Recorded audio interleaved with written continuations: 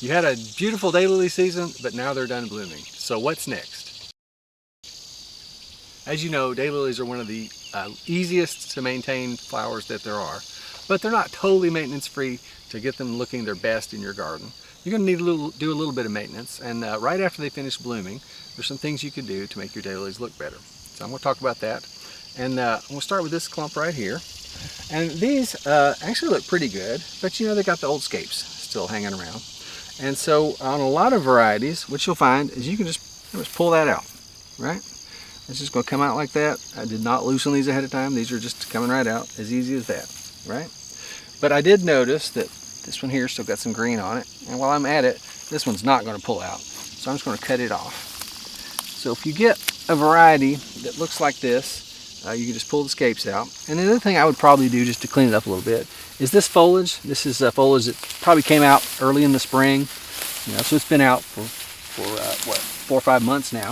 I'm just going to pull this out, and that pulls off, you know, really easy like that. So that just cleans it up, you know. Now, not all daylily foliage is going to look quite this good, so I'm going to show you some of that next and what you can do about that. So this daylily variety, for whatever reason, doesn't look quite as good now that it's finished blooming. Maybe it's the drier spot, maybe it's just the variety. But I'm going to go a little bit further as far as trying to refresh this foliage and make it look good. So what I'm going to do is I'm actually going to trim it off, okay? So I'm just going to use scissors.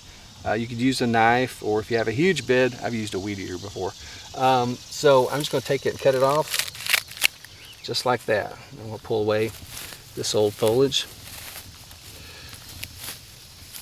Now I don't know that we'll come back in this video and take a look at this, but this will come back and put out nice green foliage here in just a couple, 3 weeks, especially if you keep it watered.